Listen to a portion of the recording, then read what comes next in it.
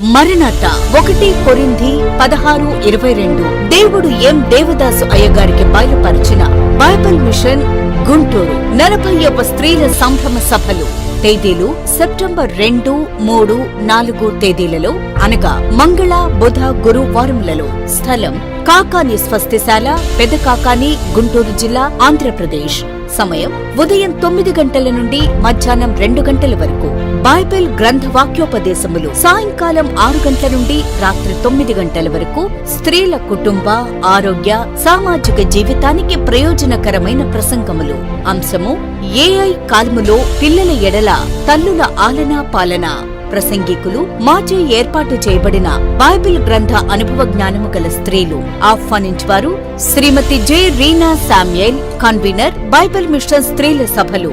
స్త్రీలందరకు ఆహ్వానము.